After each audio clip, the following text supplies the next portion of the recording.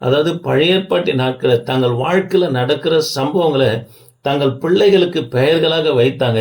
ஆகவே தான் யோபுவும் கூட எமிமால் என்ற பெயர் வைத்ததுக்கான காரணம் என்னன்னா, கர்த்தர் யோபின் வாழ்க்கையில் இருந்த இருளை நீக்கி வெளிச்சம் கொடுத்தார் என்று சொல்லி மூத்த மகளுக்கு எமிமால் என்று பெயர் வைத்தார் என்று சொல்லி பார்க்கிறோம். தேவ பிள்ளைகளே, நம்முடைய வாழ்க்கையில் இருக்கிற இருளை கர்த்தர் கடக்கும்படி செய்வார்.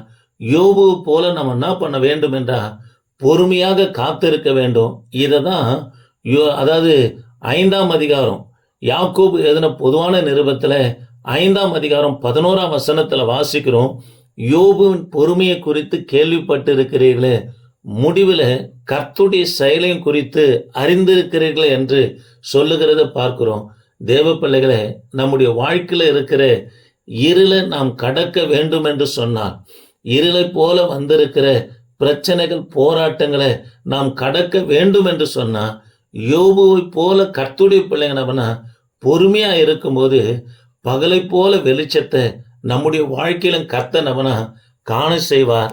தேவ பிள்ளைகளை, நாம் பொறுமையா இருப்போம். நம்முடைய வாழ்க்கையிலும் கர்த்தர் பெரிய காரியங்களை செய்கிற தேவனாக இருக்கிறார். ஆமென்.